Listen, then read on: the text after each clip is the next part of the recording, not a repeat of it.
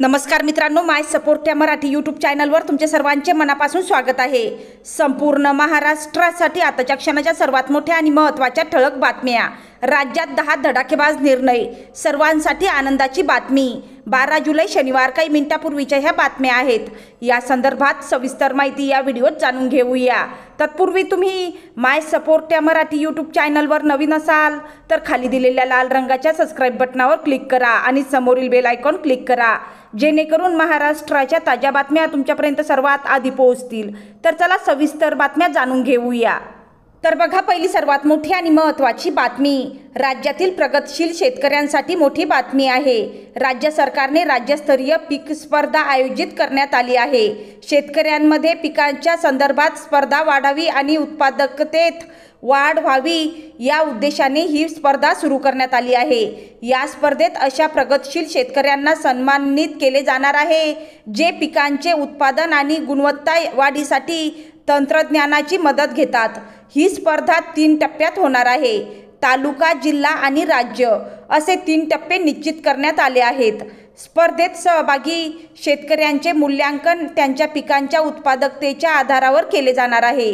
तालुका पातळीवरील विजेते पुढे जिल्हा आणि राज्य पातळीवरील स्पर्धेसाठी निवडले जाणार आहेत। या स्पर्धेमध्ये खरीप पिकांमध्ये ज्वारी, बाजरी, मका, रागी, तूर, मूग, उडीद, सोयाबीन, भुईमूग, सूर्यफूल या पिकांचा समावेश आहे। तर रब्बी पिकांमध्ये ज्वारी, गहू, हरभरा, जवस या पिकांचा समावेश आहे। ही पिके घेणारे शेतकरी या स्पर्धेमध्ये सहभागी होऊ शकतात। तर बघा, त्यानंतरची सर्वात मोठी आणि सर्वांसाठी आनंदाची बातमी, राज्य मंत्रिमंडळाने पशुसंवर्धन व्यवसायास कृषी समकक्ष दर्जा देण्याचा ऐतिहासिक निर्णय घेतला आहे। यामुळे राज्यातील लाखो पशुपालकांना मोठा दिलासा मिळणार आहे। असा दर्जा देणारे महाराष्ट्र हे देशातील पहिले राज्य ठरले आहे। या निर्णयानुसार पशुधन आधारित सर्व व्यवसाय आता कृषी व्यवसायाच्या समकक्ष मानले जातील, अशी घोषणा पशुसंवर्धन मंत्री पंकजा मुंडे यांनी शुक्रवारी 11 जुलै रोजी विधिमंडळात केली। या धोरणात्मक सुधारणेमुळे दुग्ध व्यवसाय, कुक्कुटपालन, शेळीपालन आणि वराहपालन व्यवसाय करणाऱ्या पशुपालकांना मोठा दिलासा मिळेल, तसेच त्यांना नव्या सवलतींचा लाभ घेता येईल। पशुसंवर्धन व्यवसायास कृषी समकक्ष दर्जा देण्याबाबत विभागाने सादर केलेल्या प्रस्तावावर मंत्रिमंडळाने सविस्तर चर्चा करून विविध महत्त्वपूर्ण निर्णय घेतले आहेत। त्यानंतरची सर्वात मोठी आणि सर्वांसाठी महत्त्वाची बातमी बघा, आता मद्यप्रेमींसाठी महत्त्वाची बातमी आहे। गटारी तोंडावर आलेली असतानाच बारवाल्यांनी संपावर जाण्याचा इशारा दिला आहे। दारूवरील करवाढी विरोधात बारवाले आक्रमक झालेत, त्यामुळे सरकारला 2 दिवसांचा अल्टिमेटम दिला आहे। गटारीच्या तोंडावरच बारवाल्यांनी संप पुकारल्यास मद्यप्रेमींची अडचण होण्याची शक्यता आहे। गटारी म्हटलं की मद्यप्रेमींमध्ये आनंदाचं वातावरण असतं, मात्र गटारीला मद्यप्रेमींची काहीशी नाराजी होण्याची शक्यता आहे, कारण ऐन गटारीच्या तोंडावर बारवाले संपावर जाण्याच्या तयारीत आहे।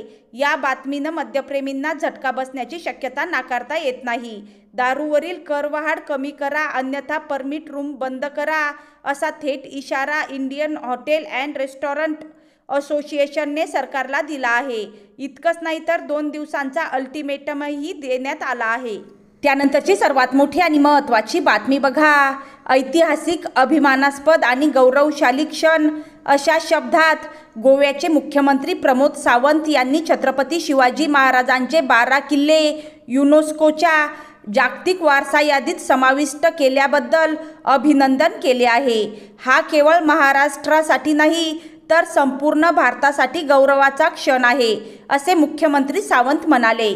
युनेस्कोने अद्वितीय वैश्विक मूल्य म्हणून ज्या किल्ल्यांचा समावेश केला आहे त्यात रायगड, राजगड, प्रतापगड, पन्हाळा, शिवनेरी, लोहगड, सालव्हेर, सिंधुदुर्ग, विजयदुर्ग, सुवर्णदुर्ग, खांदेरी आणि तामिळनाडूतील जिंजी या किल्ल्यांचा समावेश आहे। मुख्यमंत्री म्हणाले, हिंदवी स्वराज्याचे प्रणेते, रयतेचे रक्षक छत्रपती शिवाजी महाराज यांनी केवळ भूभागावर राज्य केले नाही तर लोकांच्या हृदयावर अधिराज्य गाजवले। त्यांनी उभारलेले किल्ले हे स्वराज्य निर्मिती, रणनीती, स्थापत्य व स्वाभिमानाचे प्रतीक आहे. किल्ल्यांचे शत्रूस गड वाटणारे प्रवेशद्वार, संरक्षणाची रणनीती, स्थापत्यशास्त्रीय उत्कृष्टता ही जगात कुठेही सापडणार नाही. अशी मराठ्यांची अमूल्य देणगी आहे हेच खरे. मुख्यमंत्री सावंत पुढे म्हणाले की हिंदवी स्वराज्याचे अद्वितीय वैश्विक मूल्य आहे.